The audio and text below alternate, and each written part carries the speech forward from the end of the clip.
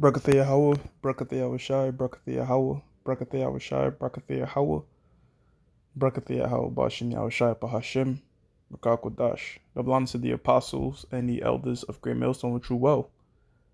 Salutations to the hopeful elect out there, you Akim, Tasadakim, that do this thing in the utmost truth and sincerity. On the pre-Shaman, this week's topic is going to be entitled My Running with an Israelite Old Head. And the inspiration for the show comes from the fact that I was doing the ride share, and I'll go in depth with the story. So I'm pulling up to an individual, and I stop a little bit, because I want to make sure this ride is not going way out of where I put my filter to go. So he gets in the ride and he say, "Hey man," he says my real name. "You don't want a tip? You didn't stop in front of me, man. You know." And so when I want a tip, I go all out. I let people know I love my job, so I get a tip. I say, "Well, look, brother. I mean, you're not gonna give me a tip for walking 2 steps." He starts laughing. I start laughing. And then as we proceed to drive to the destination, he starts speaking a lot. I mean, a lot, just But I'm just nodding my head. Yeah, right. He starts talking a bit of politics. Then he starts getting into the, God. I'm one of God's people. I'm Cherokee Indian and Negro. And I said, "Well, am I one of God's people?" He said, "Well, it depends. What are you? Where you from?" I said, "I'm Jamaican." He said, "Yeah, you the tribe of Benjamin, man." I said, "Oh, okay, cool." And he proceeds to go, "Yeah, man, we at the end. This is God, going on, and we're the true Israelites, we're the people of God." I said, "Cool, man." I said, "So when did you start talking about? When did you start knowing about this?" He said, "Well, 4 years ago, man. The Spirit then got me 4 years ago. I got me a lot more into this thing, and but I said, but when did you start?" He's giving me different things, but what I really wanted was, when did you first hear this thing? And I eventually got it out of him. He said, "Look, I used to travel from the destination I picked him up from, that I'm not going to disclose." He said, "I used to travel from Baum all the way down to Brooklyn." And he said, I believe he said 1974. If he said 74, he'll put him around the age of 58. If he said 72, he'll be around the age of 60. Because he said he used to go down there when he was 12 years old. So you do the math, you figure that he's either 58 or 60. But with Jake, it's hard to tell, because Jake aged well. But he's going on about the Israelite, and part of me was like, should I tell this guy I'm an Israelite? But I said, you know what? Let me read the Spirit first. I'm just gonna let him talk, and he did. He talked. He said 1,000,001 words, And I'm just nodding. I'm just feeling them out. Then he goes on, and he says, I believe one of the things he said, there's no such thing as black people. There's no such thing as white people. You got black white people and white black people. I said, that's true. So he's speaking, and he's telling me people to listen to. He said, "Yeah, man, you're a young brother. You gotta listen to." He said certain names. One of the names I remember him saying is Big Judah. He said, "You know Big Judah?" I said, "I think I might have." Which I end up looking up this guy Big Judah on YouTube, and he has a ton of followers, which tells me right off the bat that what he's teaching is more acceptable to a wider masses. You'll pick that up eventually. Like, you pick that up. Like, if a guy's teaching this word and it's a large fan base, large subscribers, it means that his window of acceptance is wide. Because if you teach the scriptures how it's supposed to be taught, you're gonna see that only it's you have to be it's not acceptable to a lot. There's a lot of offenses in it, right? And also, I noticed Big Judah, that individual, I don't see his face. It's a whole bunch of lessons like this, screen recorded shows. But as is this teacher, so is the student. Because guess what? And you'll hear it at the end of the story. This guy comes in that same spirit. Don't want to go out there. Anyways, so he lists off a few names. Oh, he also left off a woman. He said you should also listen to such and such. She's really. I said she's a woman. He said yeah.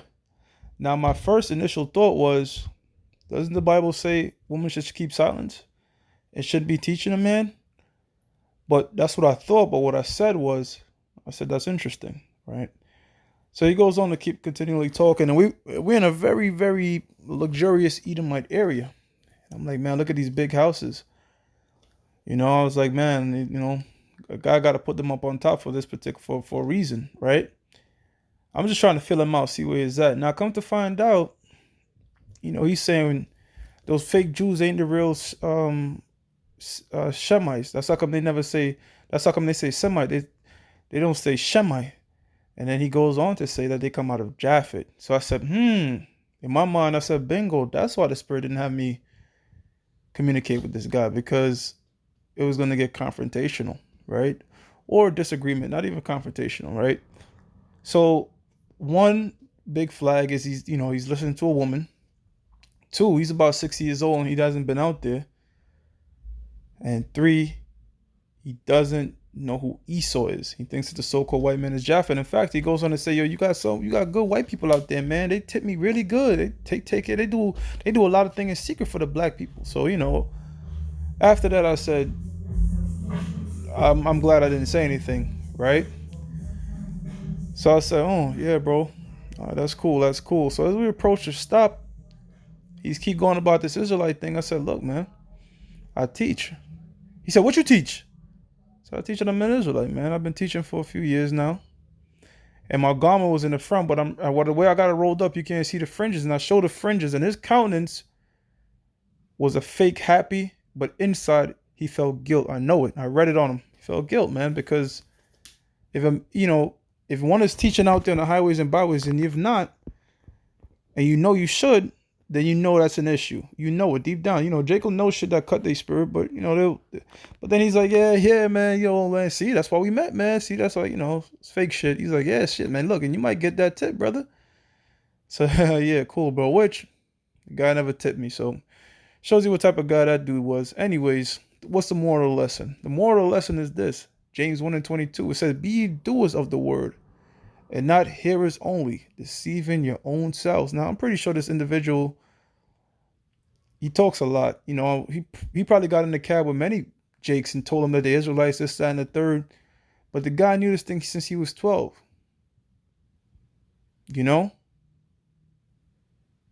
That's over 40 years. And you're not out there in the highways and byways. You kept this thing in a net. You hid it under a napkin. Now the last 4 years, in his words, is he's got some of the, even if you got a so-called awakening in the last 4 years, you still have not gone out there in the highways and edges. And the teachers that you listen to don't enforce going out there on the highways and edges. And this is a big part of the scriptures that people like to deviate. They just want to be indoor prophets, or just, I got the word, I believe. Well, I don't even know how strong this dude's faith is in the first part, because I believe he was bald, man. And his beard was trimmed very low. And I don't know if that's a job restriction, because what he worked at amongst these rich Edomites, even if that's the case, you don't take a job like that, man. In the Maccabees, you had men that had honor, that would rather die before touching swine. So there's certain jobs, brother, shaving off your face for a fucking job, man. Like, seriously, we should be beyond that part. Beyond that, that's like, a complete basis of faith. But if you're growing in the faith, especially 40 plus years, however long he been, when he was an Israelite, you do the math. Let's see, he was 12, 60, shit, man, over 40 years, man. And this guy had this thing. He said, I've always been fascinated with the Hebrew Israelites, this, that, and the third, but he didn't go anywhere with it. So he was just a hearer. He never did it. Verse 23, "For if any be a hearer of the word and not a doer, he is like unto a man beholding his natural face in the glass. For he beholdeth himself and goeth his way, and straightway forgetteth what manner of man he was." Right. But you know what? This guy here, he kept the word with him, but he didn't do anything with it. He seemed very zealous. He knew he had the 12 tribes breakdown. And in fact, when I went to Big Judah's page, they actually have the name Yahweh or Yahushai. But it shows that this truth, you have to be in one mind on every single thing when it concerns Corinthians 1:10. Be ye of one mind. Now, that's not saying, look, I like hamburgers, and you have to like hamburgers. Or, I like, like pizza. So no, you got to get slices too, brother. No, it's not talking about that. It's talking about when it comes to breaking down these scriptures, we have to break them down the right way. Amos 3:3, can two walk together lest they be agreed?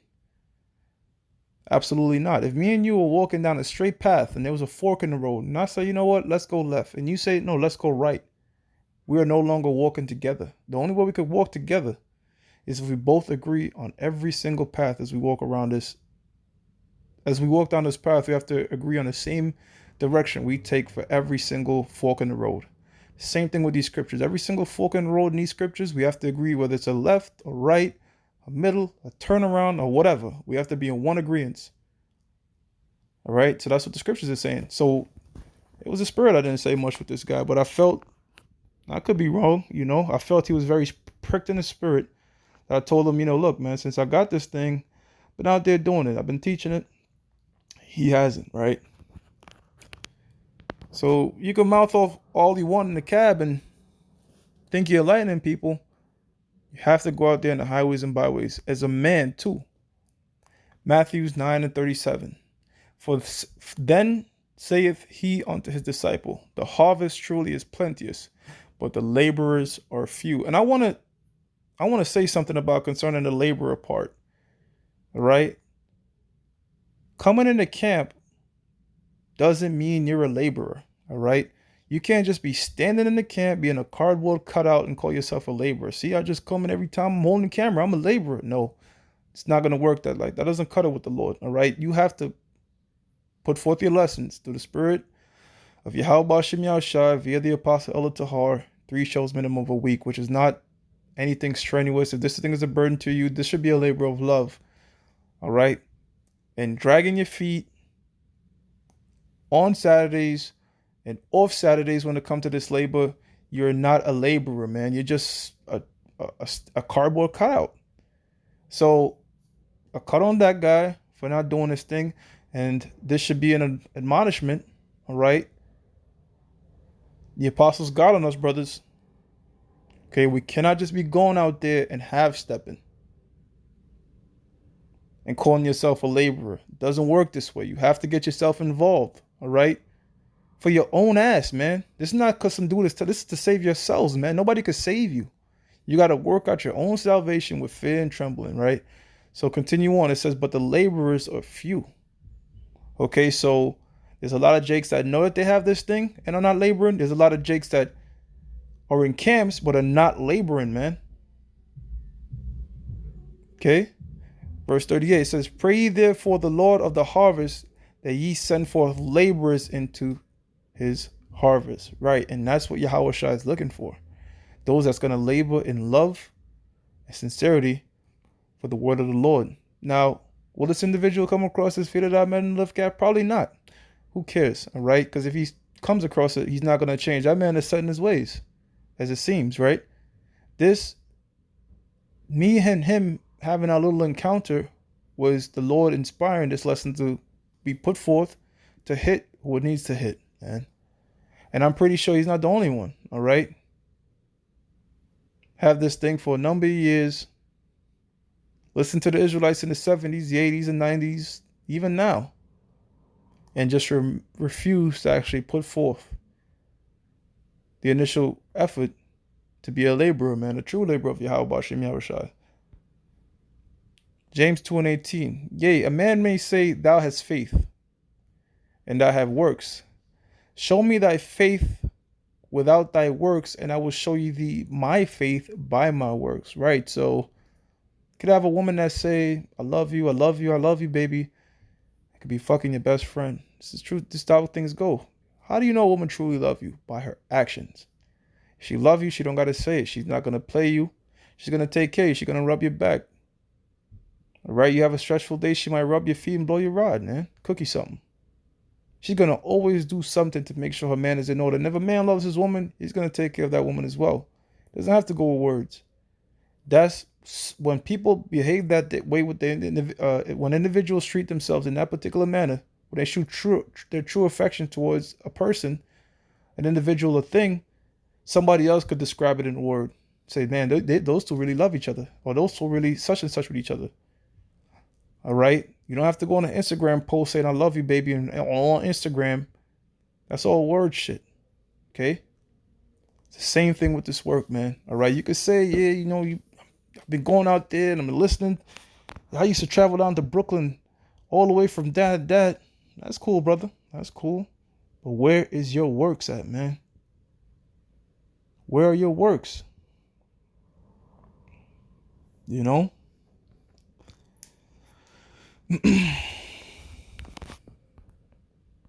Scripture says faith without works is dead. Oh, well, let me read up. James 2 and 17. Kind of reading backwards in this one right there. Just James 2 and 17. Even so, faith, if it have not works, it is dead, being alone.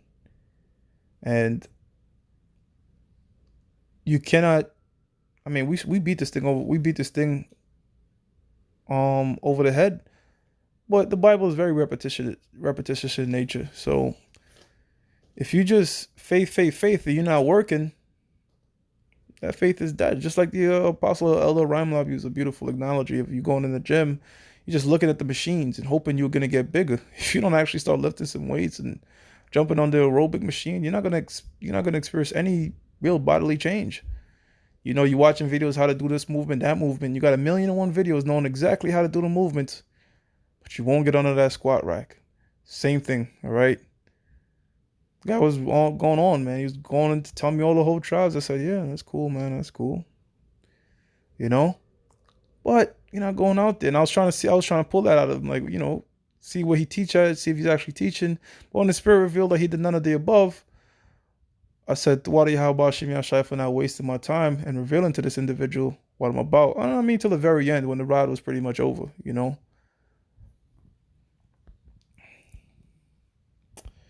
Matthews 19 and 30. But many that are first shall be last, and the last shall be first. Now, there are many individuals that came in way before us, like that guy, for example. When I say came in, knew that he was an Israelite, woke up to his nationality years ago, But that guy, man, he's not doing the thing that the elect men should do, that elect men would do, having this word and hiding under a napkin. The Lord ain't dealing with that. And he has a name of Yahweh Shai. Now, I don't know.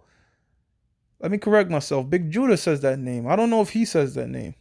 Big Judah says that name in the video. I didn't watch all of Big Judah's video or nothing like that, or click the latest video, see what name he's coming in. He said Yahweh, he said Yahweh Shai, but that's all I know about the guy. I don't know much about him. But some of these individuals, because the guy did say he loves everybody. Now we know that Yahweh Shai don't preach about loving everybody, but that's what that individual said in the cab. Oh, I love everybody. So yeah, that's cool.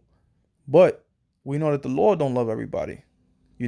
So I'm not gonna say he has the name. I'm gonna say that individual that he mentioned did say the name of the Heavenly Father and His Son, and that's about that. I don't know what that woman he listened to. He listened off another individual. I should be listening to that. I should be listening to this. I should be listening. I said, look, when I get the time, I'll check him out.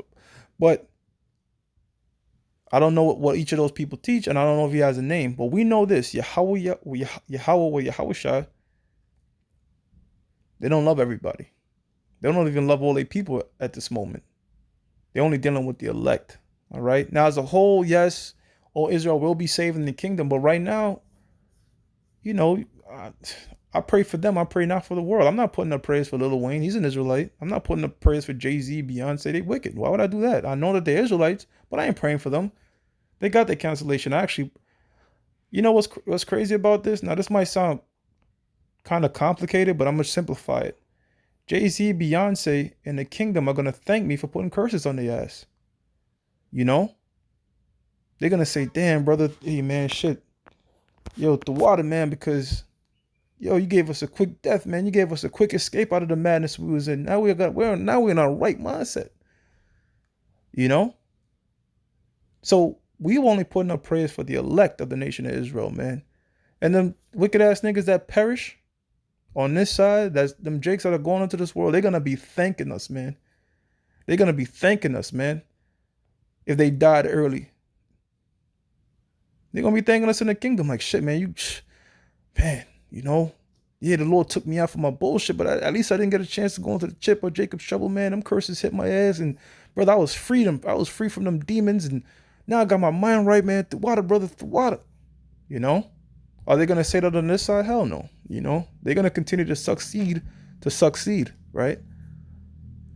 Now it says, but many that are first shall be last, and the last shall be first. Now the last that shall be first is the ones that came into the latter part of this thing, man. All right, there's individual brothers out there that came in circa. A lot of us came in circa 2007, so because the apostles and elders, they went on YouTube pushing this thing for about 13 years. You know, on the YouTube, I mean, 13 plus years to the continuing present and beyond. You know, as the Most High seems fit. But they've been teaching this thing prior to that. All right, and of those fruits brought forth more fruits. So different camps got set up in different parts of the world. And I brought in even more fruit. So it's a continuing trend, man. You know? So that's what the Lord is doing. That was a quick one. I'm gonna give all praises to Yahweh, Bahashim Yahushua, Bahashim Rakakwatash, that belongs to the apostles and the elders of Great Millstone True Well, and salutations to the hopeful elect out there, you Akim to Zadakim that do this thing in that most truth and sincerity. Shalom.